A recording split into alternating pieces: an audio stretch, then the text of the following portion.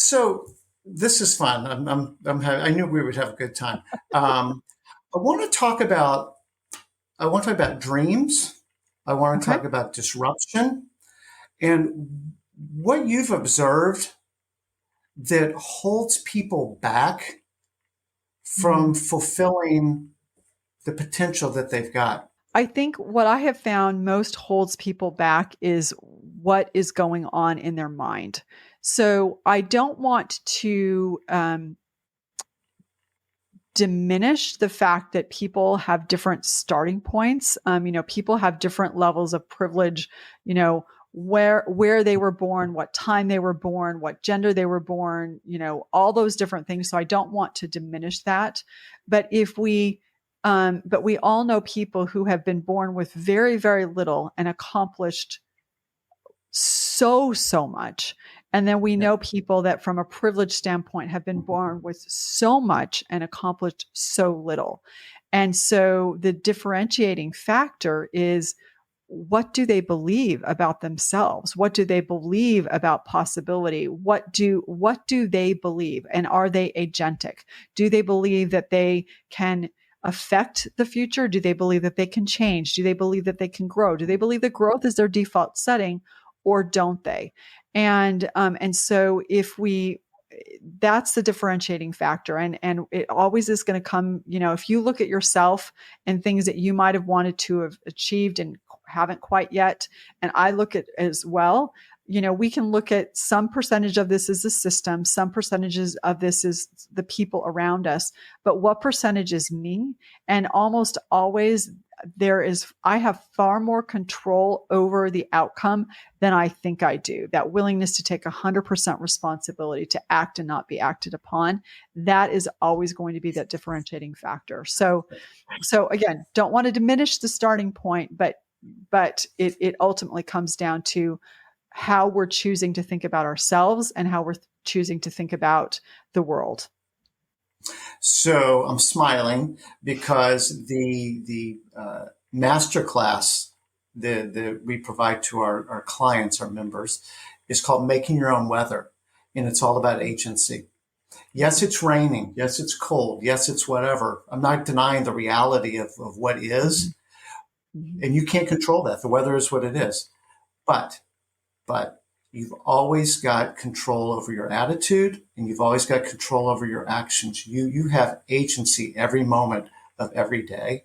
My question for you, Whitney, is do you believe, or what's your experience with people being able to change their sense of agency?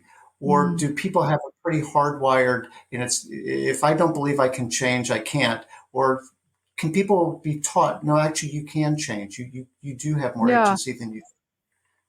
You know, I, I think the answer is yes, absolutely. I mean, I think, I think about my own life. Um, we do have certain wiring, and so it's going to be easier for some people than others. But at the same time, I do believe that we can choose to change. We can make a decision that we're going to be 100% responsible for our life, that our brains are actually wired to change. We have the equipment to do that. And so it's a question of, are we going to make the decision to do it? Um, so, so yes, we can. Every single person on this planet can, because that's how we were built and constructed.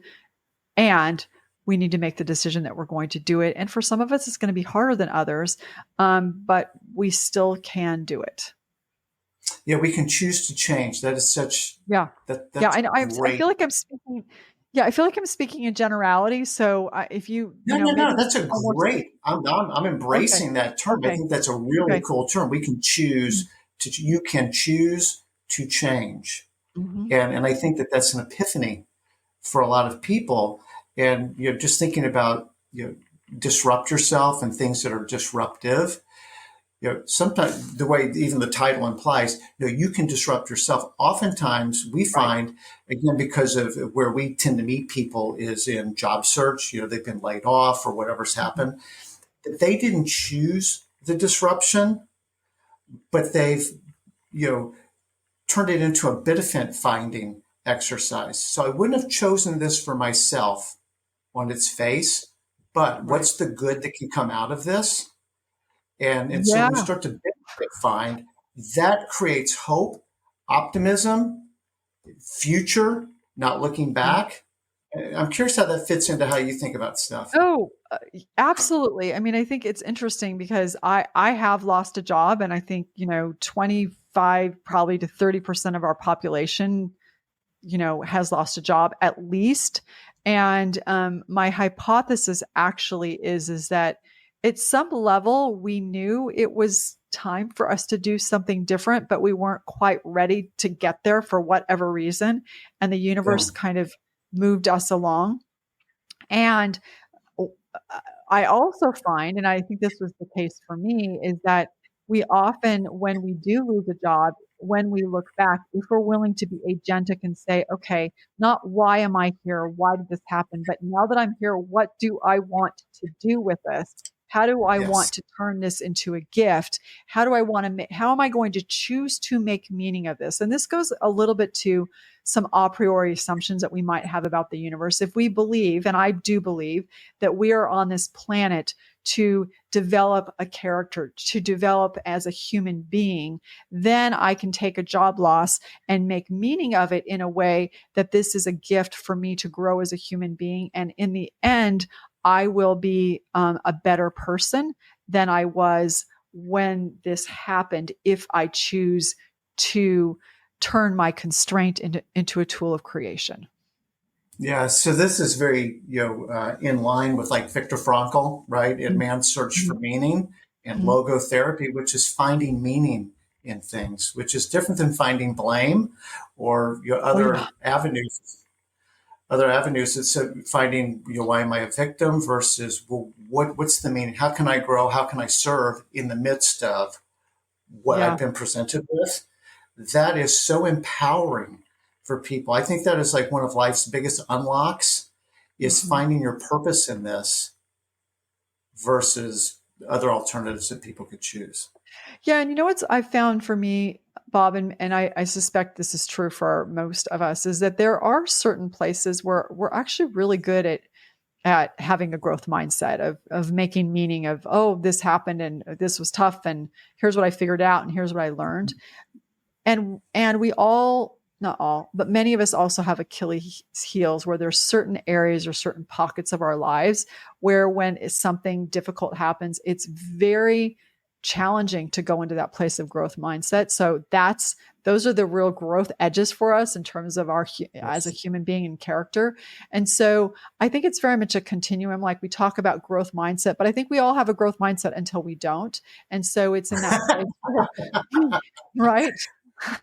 Where we want to give That's fun. ourselves compassion and say, okay, in this particular arena, I don't have a growth mindset. So what do I want to do here? And also, I've been thinking a lot about compassion, not self-pity, but compassion, and saying, I don't have a growth mindset here.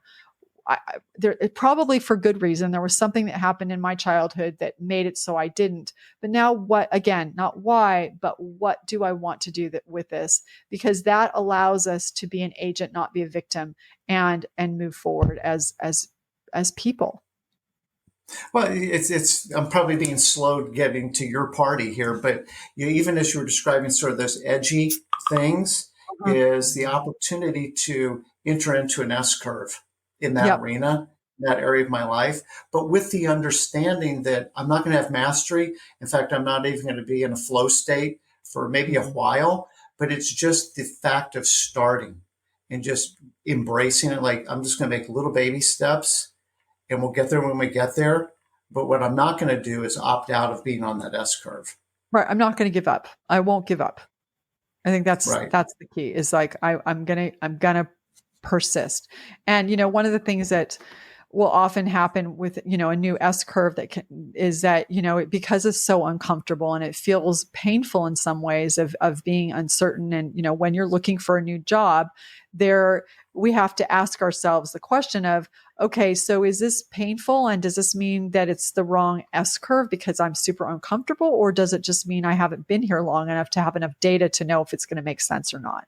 And I think that's where, our loved ones, where our truth tellers, where good coaching, where the career club can come in of saying, actually, if I look at all your strengths, you're strategic. I look at all those things. It does make sense for you to be here, but you just haven't been here long enough. So persist a little bit longer, get a little bit more data before you give up and decide this S curve or this opportunity or this track isn't for you.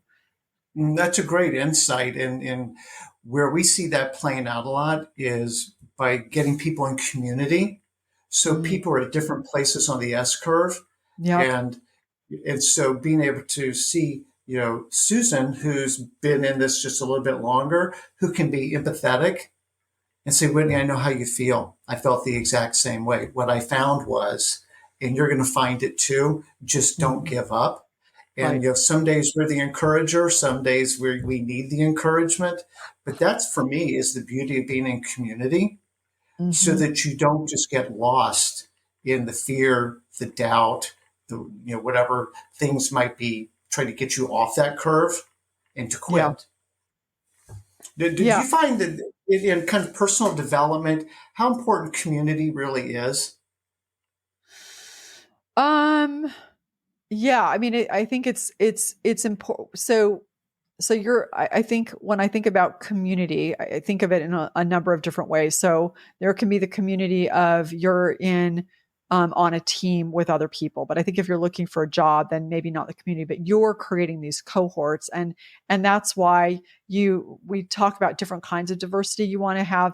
It's going to be a lot harder for you from a coaching standpoint of if everybody's at the launch point, everybody just lost their job. That's difficult because everybody's having the same experience. But as you just pointed out, if I've got some people who are a little bit further along, they've figured out what their message is, they're in the sweet spot, they're now just in that finding and identifying the right position for them, or they've actually now taken a job and they're, right before they started, so they're in mastery. There's that stabilizing influence of having people at different points along that S curve. So I think in that instance, the community is important. And then the community in terms of having truth tellers in our lives of saying, Yes. I know you lost your job and this feels absolutely horrible, but it doesn't mean that you're not worthy. It doesn't mean that you're not worthwhile. It doesn't mean that you don't matter. And that's where the community of family and friends becomes very, very important, because when we lose a job, it's a very fragile place. Our identity has completely been dismantled at some level because work is so much a part of our identity. And we really do not only need that community of, okay, here's the process, the functional part of doing this, but the loved ones around us to shore us up and help us feel like, no, you still matter. It's just that you're in a liminal space and you're going to figure it out. I know you can figure it out. Yeah, no, that's really spot on. And it's yes at the onset of the process, but the way I say it is the road to yes is littered with no. So there's a lot of rejection that goes on along the way. And so, we use a little acrostic about keep an even keel, KEEL. Yeah. Know that you're going to land. Emotional ups and downs are part of the ride. Expect the best from yourself and from others. And the L is let go of the past. Being angry and metastasize anger is bitterness. And I think it's Nelson Mandela. Bitterness is like swallowing poison and waiting for your enemy to die. So you've got to let go of the past. You've got to be future forward. We need that for the whole duration because it is a very bumpy ride getting to the next role, and trying to do that by yourself tends to be challenging for a lot of people. I wouldn't you argue that it's pretty much impossible to do it by yourself? I mean, the cobbler's children has no shoes. It's very difficult to identify what your strengths are. It's very difficult to figure out what your message is. I mean, have you ever met anybody who can do that job search by themselves? I haven't. The issue is just helping people understand this is going to get you to where you want to be in a better way, in a faster way. Mhm. But when people are in job search, there's a lot of fear that's Yeah. associated with Oh, it, yeah, and absolutely. and a Fear lot of and shame, stress. right? Well, there's fear, confusion. I don't even know what to do because it's not even a defined process. There's shame, which is Mhm. very key, and there's Mhm. anger and upset. So, and all Yeah. those kind of conspire and crop up at different levels, in different times. But the reality of just being under financial pressure that Mhm. people feel, and why aren't you investing in something? Because I'm afraid to, because Mhm. financially I don't feel like I'm in a place where I can do that. And so people would acknowledge the benefits. There's just a fear of stepping Yeah. out Yeah. It's and quite a making an investment. cocktail. It's quite a cocktail. Yeah, it is. It is. I want to be respectful of your time because this Oh, is yeah. amazing. With I want to think just a little bit about action steps. Mhm. So